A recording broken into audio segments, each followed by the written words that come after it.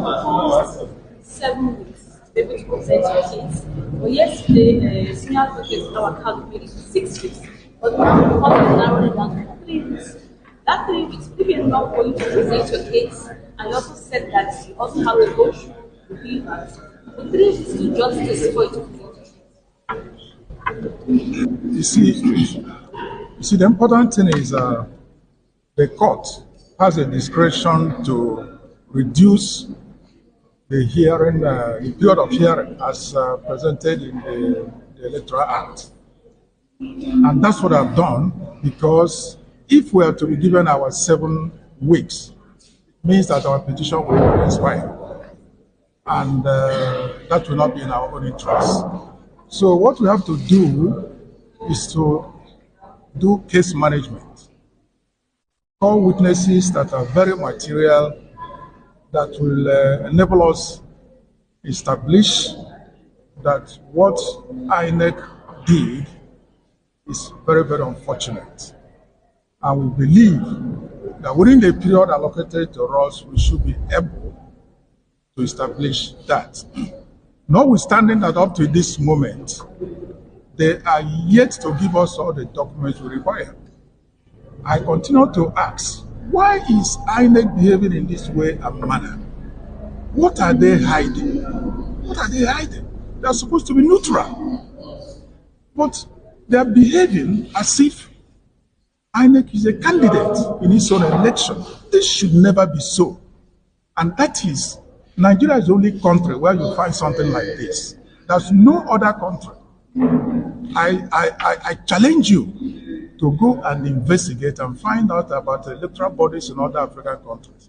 Except the only country where you find something like this. There's no other country.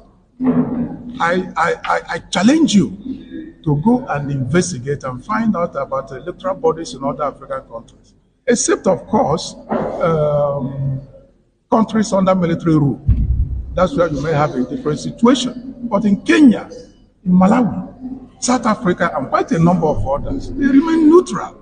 But in Nigeria, you see them frustrating petitioners, preventing petitioners from having access to documents, which is so difficult to comprehend why this should be so.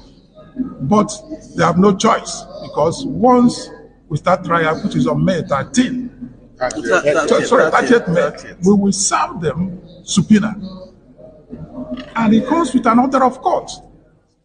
And they will never decline bringing the documents. Otherwise, they will end themselves punishment, because that's an order of court. The 2 questions. The Labour Party refused to pay the required legal fees to obtain these documents. How do you react to that? And another question is, the tribunal has adjourned till 30th, that is after the deliberation. And supporters of the Labour Party actually hope that the deliberation has been halted. So what do you say to them not to dampen their hope until the 30th? You see, I'm confusing the people. We at no time did we say we cannot pay. We have letters. I forgot to bring it to you, gentlemen of the press, today. 5 letters we wrote them, indicating that we are ready to pay, to collect the documents. When I'm coming here some other time, I will bring the letters duly received and endorsed by INEC. Why are they telling lies to say that we couldn't pay? This is very, very, very unfortunate. What of the documents that we have collected?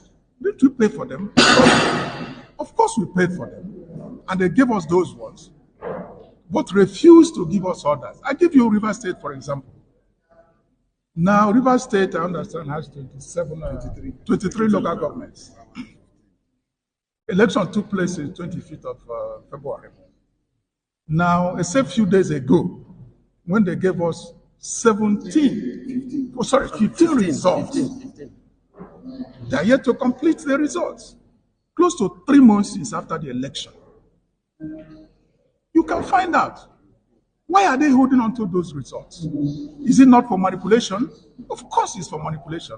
When they are done with manipulation, they will not release them. If they have nothing to hide, why not release all the results? Why not release them? Even 1 month after the election. Why is it so difficult for INEC to release results rather than playing one prank or the other. You know, until we get into rather than playing one prank or the other. You know, until we get into trial, we are going to expose them. We will certainly expose them. And I assure you this trial will be, the advocacy will be very robust. We will expose them. We will expose them. There's no hiding place. I assure you. So lastly, what should Labour Party supporters?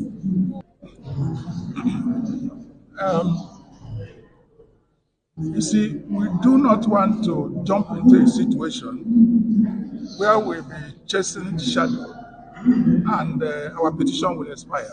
We don't want to do that. The important thing is, at the end of the day, if the court rules in favor of our petition, that somebody is right there on seat, does not mean anything.